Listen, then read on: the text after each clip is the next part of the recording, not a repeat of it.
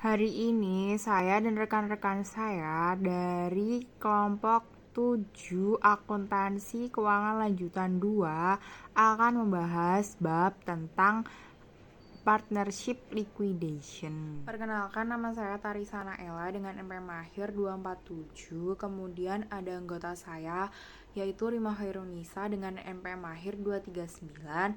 Kemudian ada Dinda Rizky dengan NPM Mahir 262 dan ada Catur Khaila dengan NPM Mahir 268.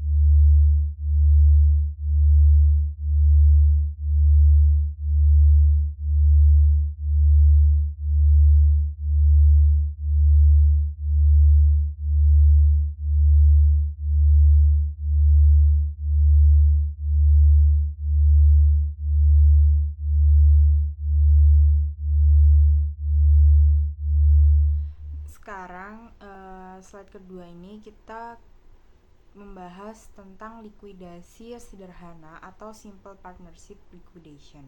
Likuidasi sederhana artinya semua aset langsung dijual dan konversi jadi kas.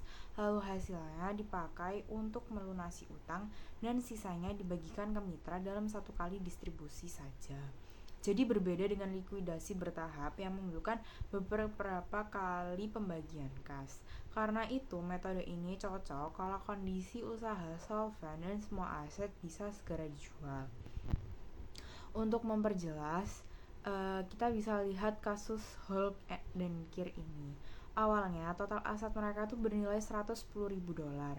Sementara kewajiban terdiri dari utang usaha 40.000 dolar dan pinjaman dari Hulk 10.000 dolar. Mereka sepakat segera melikuidasi usaha. Hasil penjualan aset adalah persediaan 25.000 dolar, aset tetap 30.000 dolar, dan piutang yang berhasil ditagih 22.000 dolar. Kalau dijumlahkan, kas yang terkumpul adalah 87.000 dolar. Setelah itu, proses distribusi dilakukan sesuai urutan. Yang pertama yaitu membayar utang usaha sebanyak 40.000, kedua bayar pinjaman Hall sebesar 10.000, dan sisa 37.000 kemudian dibagi sesuai modal akhir, yaitu Hall mendapat 8.900 dan Kir 28.100. Setelah itu kemitraan selesai dan tidak ada lagi kewajiban. Namun ada hal penting yang perlu diperhatikan. Pembagian kas itu dilakukan dengan dasar rasio laba rugi residual kecuali dalam perjanjian ada aturan khusus. Selain itu, selama proses penjualan aset itu bisa saja muncul kerugian yang menyebabkan modal salah satu mitra menjadi negatif.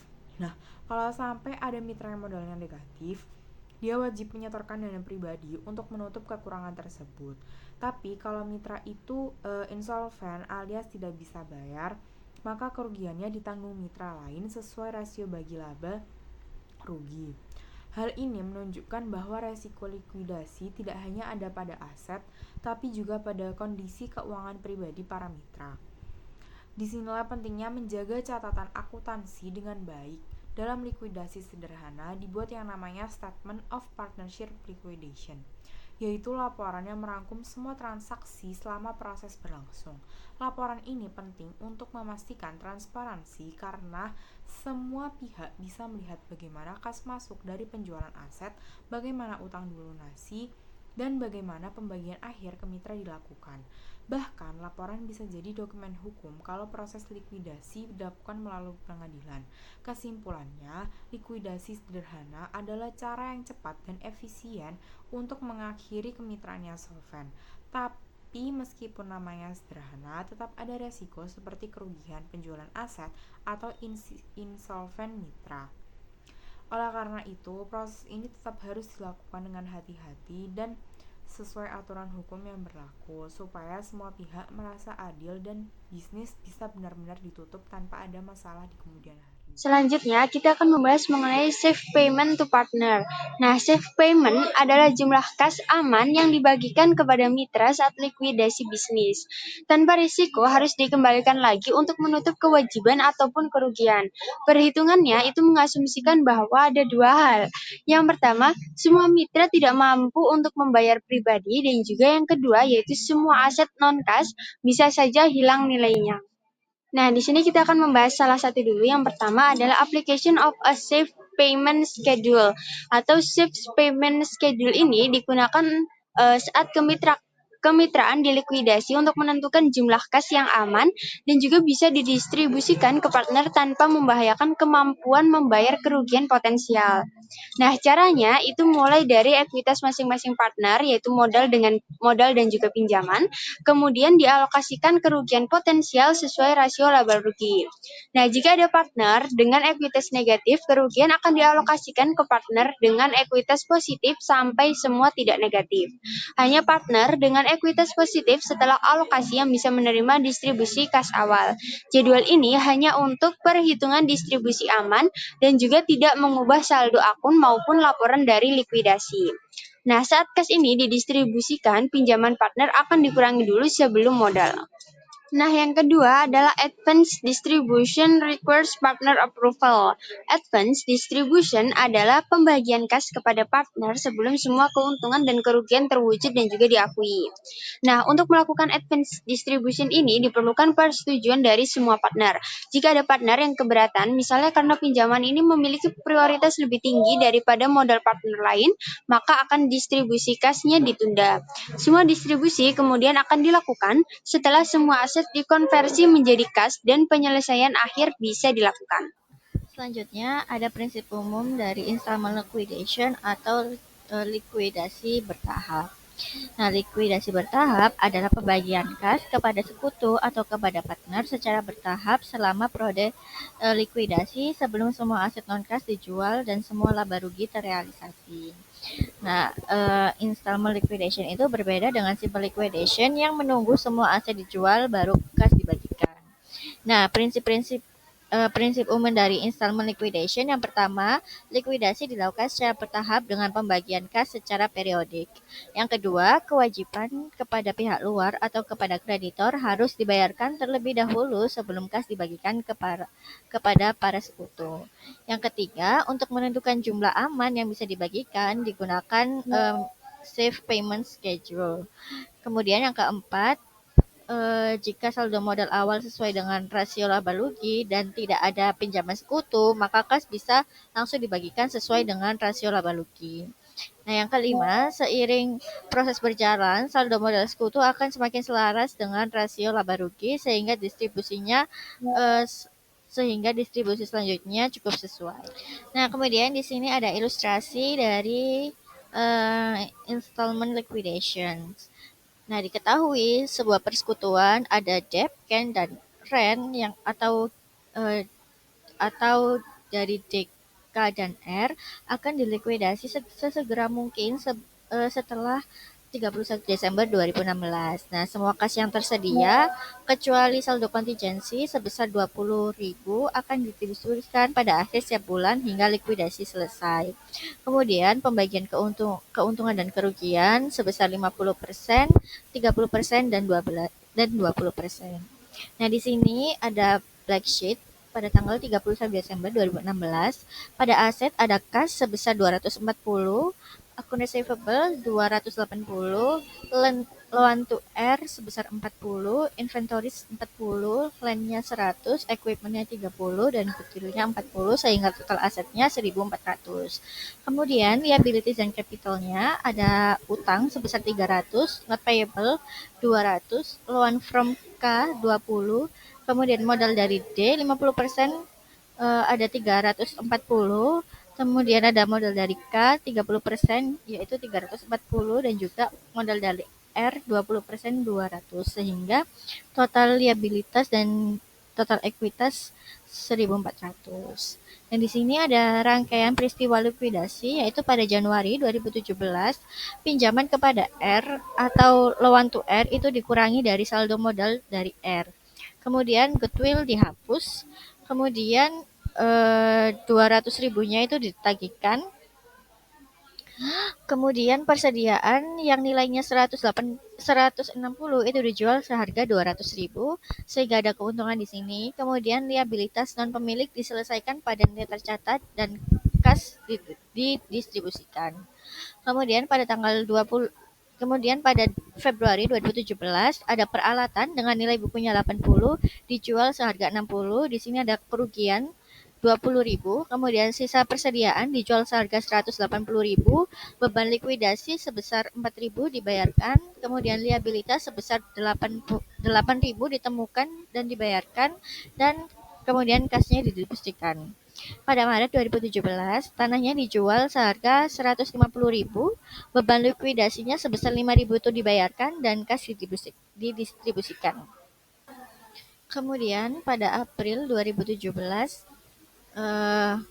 peralatan yang tersisa dijual seharga 150, terus piutang yang tersisa dihapuskan, dan semua uang tunai yang ada didistribusikan dalam likuidasi akhir kemitraan. Sesuai pada balance sheet tadi, total asetnya ada 1.400 dengan cashnya 240 sehingga non cashnya ada 1.160. Kemudian ada priority liability sebesar 500.000 dan juga ada capital dari D sebesar 340. Kemudian loan from K 20. Terus ada capitalnya dari K 340 dan juga capital dari R sebesar 200. Nah, kemudian pada Januari itu kan ada pembayaran loan to rent yang dibayarkan dari nilai modalnya sendiri. Sehingga di situ 40 itu di non cash, kemudian di capitalnya dari R juga dikurangi 40. Kemudian ada penghapusan goodwill senilai 40 sesuai dengan pembagian laba ruginya. Jadi D itu 50% dari 40 yaitu dikurangi 20. Kemudian K 30% dari 40 itu 12 dan juga R 8. Kemudian ada piutang yang berhasil ditagih sebesar 200.000 itu nanti masuk ke kas. Kemudian ada penjualan inventory yang 160.000 itu terjual dengan harga 200. Jadi di situ ada untung 40.000. Nah, nanti akan didistribusikan sesuai dengan pembagian laba rugi. Jadi dari 40.000 itu Dev mendapat 50% bagian yaitu 20. Kemudian ada Ken sebesar 30 yaitu 12 dan juga R 8. Sehingga pada predistribusi balance pada tanggal 31 Januari atau pada akhir bulan itu cashnya 640, non cashnya 720, priority liability-nya 50, kemudian modalnya dari si D itu 340, yang lewat tuh 20, terus dari Ken 30%, dari Ken itu 340 dan juga dari R 160. Kemudian January distribution-nya itu 500 untuk kreditor atau dari pihak luar dan juga Ken 120. Kenapa kok Ken? Di sini bisa kita lihat dari schedule of safe payment yang di sebelah yang di bawah. Nah, partner equity pada tanggal 31 Januari tadi kan sebesar 700 eh, pada partner equity pada tanggal 31 Januari si D kan 340, Ken 360 dan juga si R 160. Kemudian di sini ada kemungkinan untuk rugi dari aset non cashnya itu sebesar 720. Nah, itu kita distribusikan sesuai dengan presentasinya. Jadi si D dapat kemungkinan untuk gagalnya 360, si K 216 dan si R 144. Sehingga modalnya dari si D sekarang minus 20, terus modalnya dari K itu 144 dan dari R 16. Kemudian di awal tadi selalu ada kontingensi 20.000 setiap bulan sehingga distribusinya 10.000 dari D, terus si dari K itu 6.000 dan dari R itu 4.000 sehingga totalnya modal dari D ada 30 minus 30, kemudian dari K 138 dan dari R 12. Nah, karena si D ini dikredit, maka sebesar 30-nya itu ditanggung K sama R. Nah, di sini pembagiannya jadi 60 banding 40. Jadi totalnya 100. Pokoknya kalau ada yang ditanggung sama orang lain harus presentasinya harus 100. Nah, jadi si K harus menanggung 60% dari 30 yaitu 18. Kemudian untuk si R 12. Sehingga di sini yang masih ada modalnya itu cuma si K yaitu 120. Makanya tadi di January distribution-nya si Ken dapat 120 untuk cash-nya. Kemudian yang pertama kita eh, selalu membayar loan-nya. Jadi di sini kita bayar dulu 20-nya itu ke Ken Loan, kemudian sisanya yang 100 kita kasihkan ke kapital dari Sika. Sehingga balance-nya pada Februari tanggal 1 cash-nya ada 20 kontingensi tadi. Kemudian non cash-nya ada 720, priority liability-nya 0. Kemudian untuk kapitalnya dari si D 340, Ken loan-nya 0, kemudian K, K, K modalnya ada 240 dan juga R modalnya ada 160. Kemudian kita ke bulan Februari. Nah, pada bulan Februari ini kan balance-nya yang tadinya aku udah sebutin. Kemudian di bulan Februari ada penjualan equipment Nah, penjualan equipment ini, pada Februari ini ada penjualan peralatan dengan nilai buku 80 yang dijual seharga 60. Jadi di sini ada rugi sebesar 20.000. Nah, 20.000-nya ini tadi didistribusikan ke para mitra dengan persentase 50 30 20 tadi. Jadi si D dapat 10, harus membayar 10.000, kemudian si K harus membayar 6 dan si R membayar 4. Kemudian eh, pada bulan Februari itu juga sisa item persediaan dijual seharga 180. Nah, tadi kan pada bulan pada bulan Januari juga ada inventory yang dijual. Nah, sisanya itu 240. Nah, itu dijual seharga 180. Jadi 180-nya masuk kas. Nah, dari nilai buku dan juga nilai kasnya itu kan berbeda.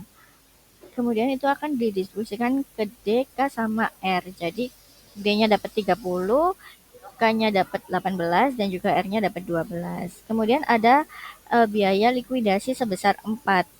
Nah, si 4.000 ini juga didistribusikan ke D, K, sama R.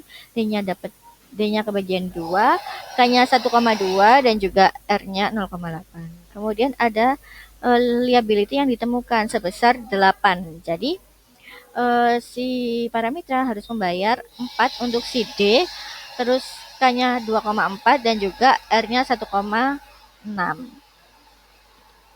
Nah, kemudian pre-distribution balance-nya pada Februari tanggal 28 itu cash-nya 256, terus untuk non-cash-nya 400, priority liability-nya ada 8, kemudian ada modal dari D-nya itu 294, kemudian modalnya dari K itu 212,4 dan juga modal dari R-nya itu 141,6.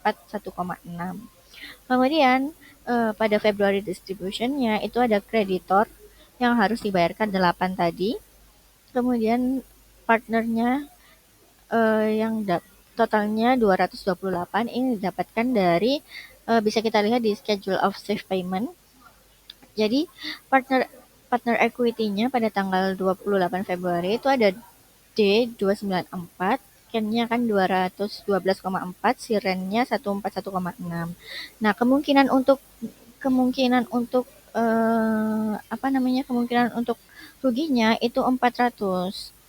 Nah, di situ kita distribusikan 200, 120 sama 80 sehingga total modalnya dari si D itu 94, total modal dari K itu 92,4 dan total modal dari R itu 61,6.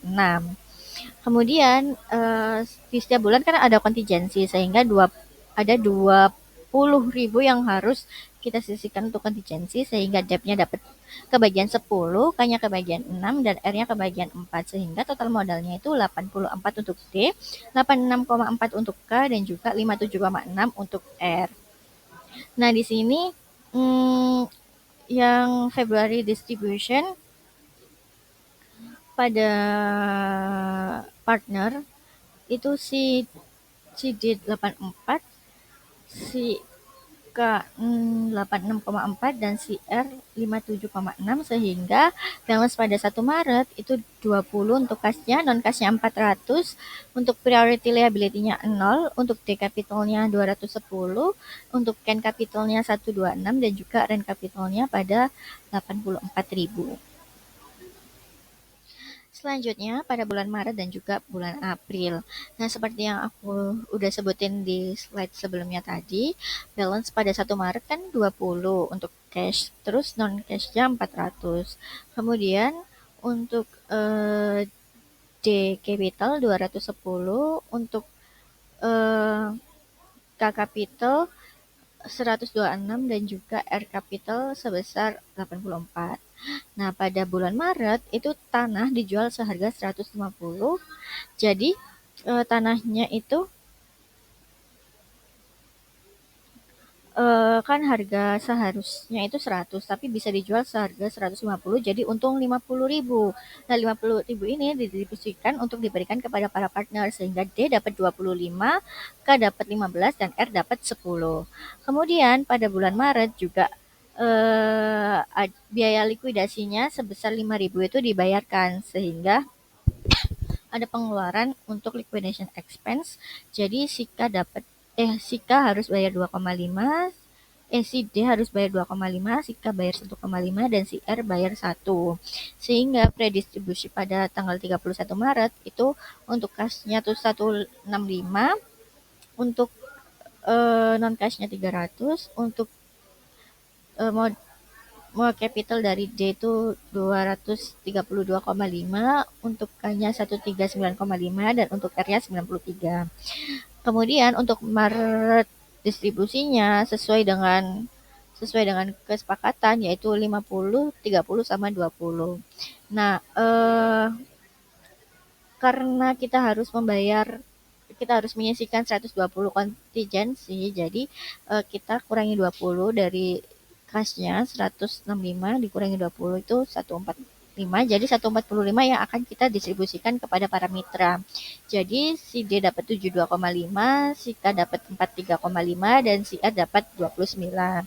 Jadi balance pada 1 April yaitu kasnya ada 20, non kasnya 300, si D 160, si K 69, dan si R 64. Kemudian pada April itu peralatan yang tersisa dijual seharga 150.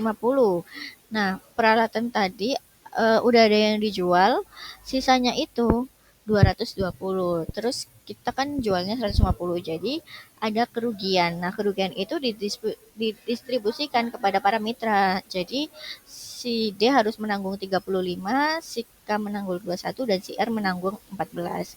Kemudian ada piutang yang tersisa itu dihapus, sehingga piutang yang tersisa ada 80 itu kita hapus semua.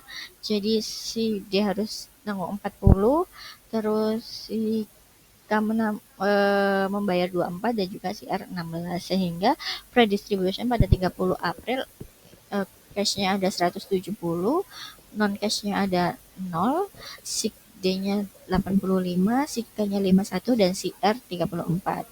Kemudian untuk April distribution-nya sesuai dengan perjanjian atau kesepakatan, yaitu 50, 30, 20. Jadi di sini 170-nya itu kita bagi, dan tidak ada kontingensi lagi, soalnya ini udah kayak yang terakhir gitu. Jadi si D dapat 85, si K dapat 51, dan si R dapat 34, sehingga liquid complete pada tanggal 30 April sisanya 0 semua. Materi selanjutnya ada cash distribution plan. Jadwal pembayaran aman pada dasarnya itu berguna untuk menghitung pembayaran yang aman kepada mitra dan mencegah pembayaran berlebih. Namun pendekatan ini itu memiliki kelemahan seperti kurang efisien jika banyak distribusi dilakukan karena harus disusun setiap kali pembayaran, serta tidak membantu mitra merencanakan kapan mereka akan menerima kas.